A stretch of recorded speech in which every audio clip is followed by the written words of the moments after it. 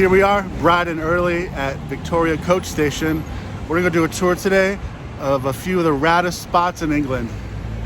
The goal is to go visit Stonehenge, but about 90 miles outside of London is no easy task to navigate the buses. So I found a tour that was going there and also two other spots that were on my radar. So I signed up. It's about a 2-hour bus ride to our first destination. It's nice just to kick back and enjoy the countryside of England. Our bus group only has about 20 people or so it's nice that it's not crowded. And I'm happy I have my own USB port, so my phone and my camera don't run out of power.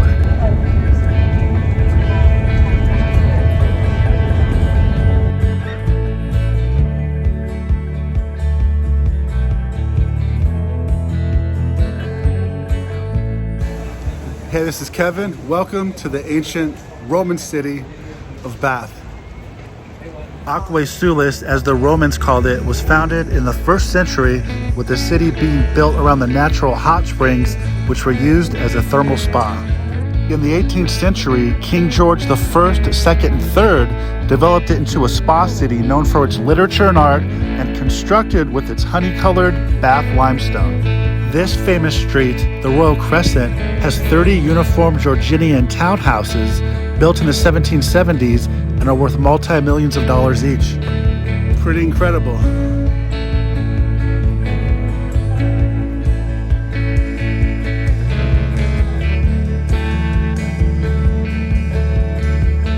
Right down the street, you'll find the Circus, which in Latin means ring, oval, or circle.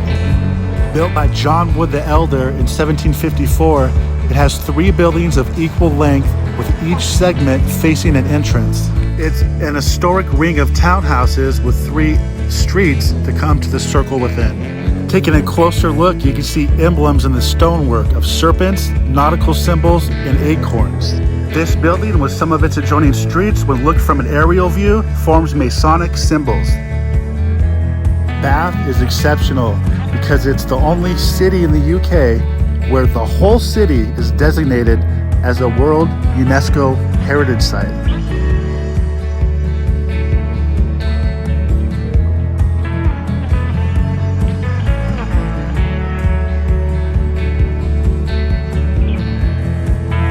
Okay, I've been away from home for 2 months now, out of the country, and I saw something here that I want to go get. It's been far too long since I've had a great cheeseburger. It's no In-N-Out, but it's second best. The nature of this tour is that we only have a couple hours anyway, so we can't go to the spas or anything. You gotta come and stay here is the deal. So I'm gonna enjoy the hell out of this cheeseburger and then try to run and go see more of the city while we still have time.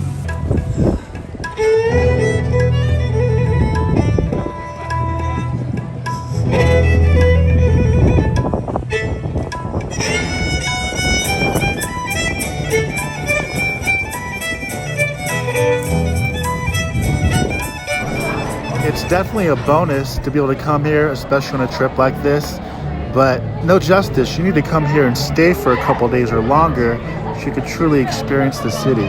So we're just checking it out real quick.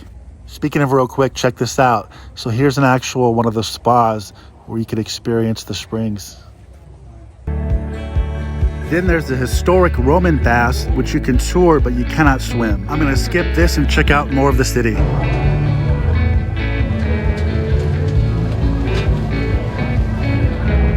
You can see the Roman architecture as we enter the city square, where we get a good look at Bath Abbey. This site coming into view ahead is famous because the first king of England, King Edward, had his coronation here in 973. Founded in the 7th century, but transformed and reorganized over the years, it was finally completed in the year 1611. Constructed out of Bath stone, it is a church of St. Peter and St. Paul and is a parish church of the Church of England. It's definitely a landmark of the city, standing at 160 feet tall, with its towers holding 10 bells. And of course, you could buy a ticket to go inside and check it out.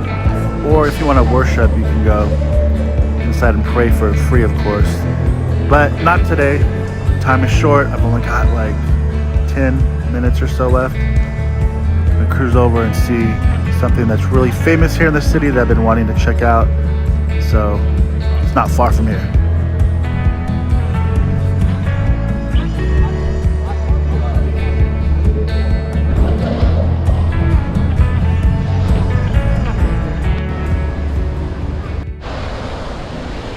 Over the river Avon, and built by Robert Adam in 1770, you will find the Pulteney Bridge. There are only 3 others like it in the world, where you have shops lining both sides and the full length of the bridge. This was actually a filming location for the movie/musical in 2012, Les Miserables. The scene shot here stood in for 19th century Paris. So here we are walking on the bridge, and as you can see, it just looks like a regular street with shops on both sides, but you could see the water below through the windows in the shop. And then of course, walking across the bridge, everything below you is the river Avon. And remember how I said how rare these bridges are? There's only a few of them in the whole world. Later on this trip, when we're in Italy, we're gonna go check out one that's really famous in Florence. So stay tuned for that. So short on time, I literally ran back to the bus and just caught it just before we're taking off to Stonehenge. The covered bridge in Baroque style with some marble columns left and right. Whenever I'm on a bus like this, I really like to sit in the front row if you can. You get to see everything as you drive along. I just really wish the bus driver would have cleaned the window. But other than that, it's really nice. Since I'm on a tour, we already got our tickets, so we don't need to go to the visitor center. But you could take a short bus to the monument, or you could walk a mile and a half. Here we go.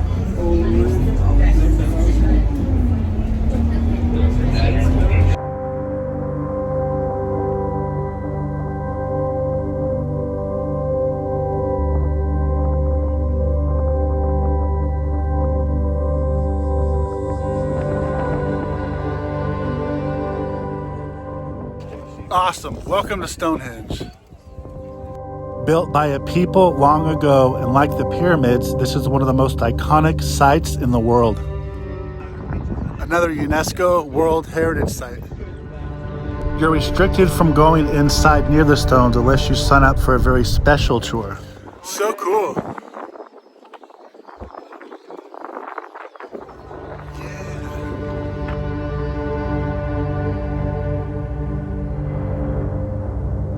Archaeologists believe that this site is 5,000 years old and took 1,000 years to build. The large stones on the outer ring, called the sarsen stones, weigh on average 20 tons each and were sourced from 20 miles away.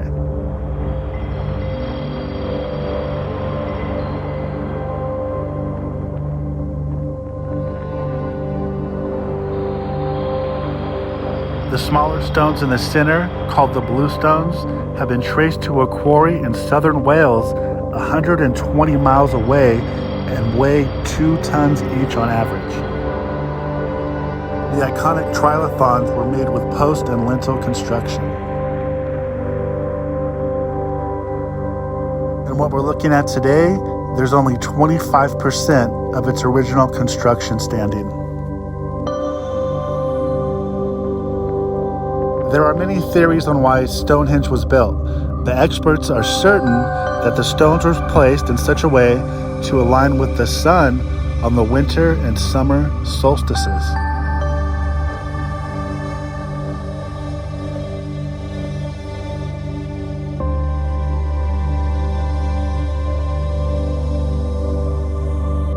For the winter and summer solstice at sunrise, Stonehenge will get thousands of visitors each year.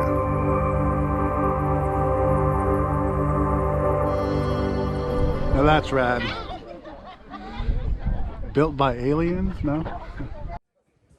And of course, when you take the bus back, they drop you off right at the gift shop.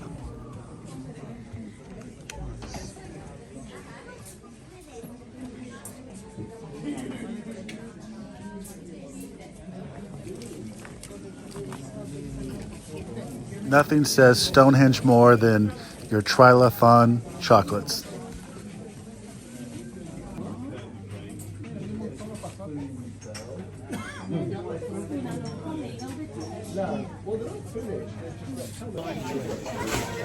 my souvenirs or my videos.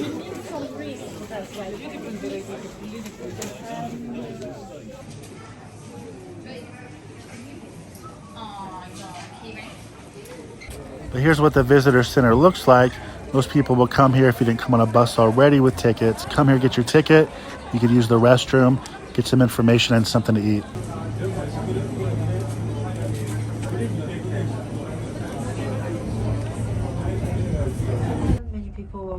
Okay, so Stonehenge was about 30-something miles or so southeast of Bath. Now we're heading back to London, but we're gonna go to one more spot kind of as a bonus on the way back.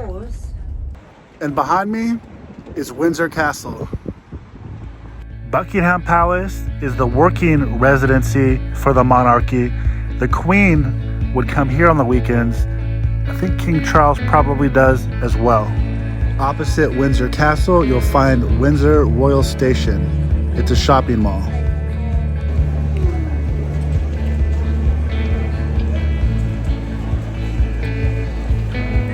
You'll find plenty of fashion retailers and beauty shops, stores uniquely English with eateries and restaurants all throughout.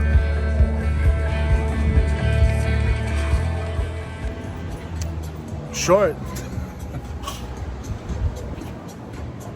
Windsor's only about 25 miles west from central London and under the flight path of jets going into Heathrow.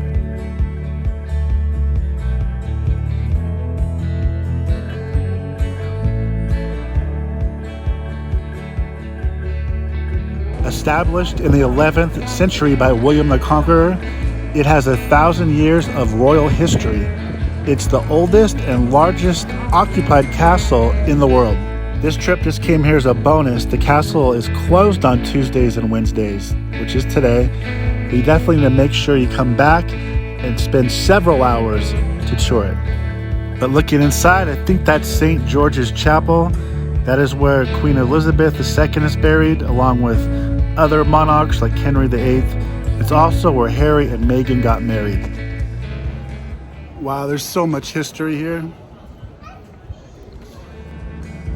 I would suggest just coming in from London off a train to spend the whole day to check everything out. You don't need to jump on a tour for this one because it's so close to London. It wouldn't be that hard to get here alone. You can see from far away some of the royal guards. This is at the end of the gate of what they call the Long Walk.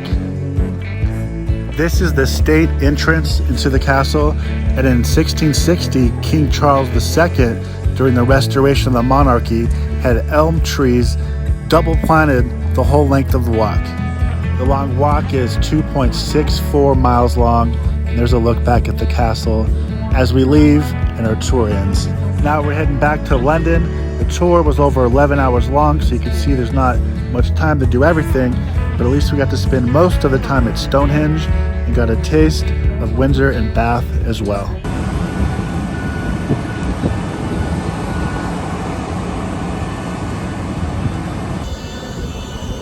Yeah, here we go again.